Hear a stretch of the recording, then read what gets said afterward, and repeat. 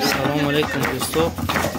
امروز نویگری ها در این موسم زمستان فقط همین کار حالا به هر روز شنبه سبزی ریزگینی، روز یکشنبه خوش نهارخوری در میتهای ما سامانیان، یعنی که دست جمعونا همه سبزی ریز میکنن که چندین بار من نوار کردگی بودم دوستو.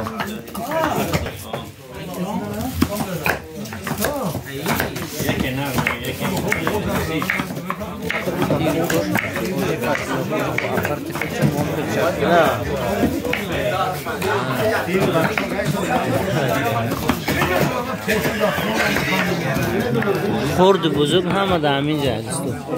هر پیرا در اونجا چای می نوشن دیگه یوشو همه خورنده.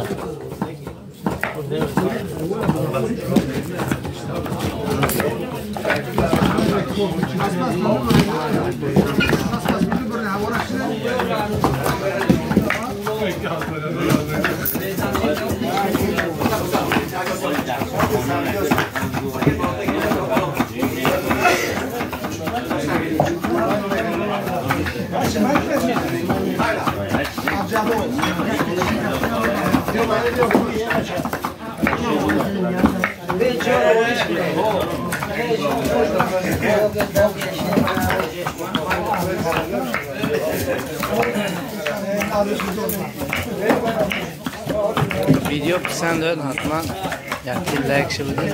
پادکست نکرده شده پادکست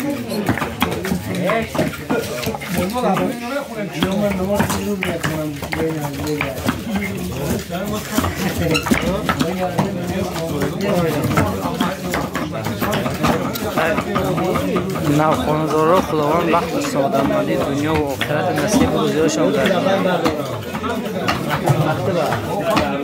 شما زمین گوید در عقلشون خداوند بخت سعادتشون کرد. خوشبخت شما هر دو اولاد.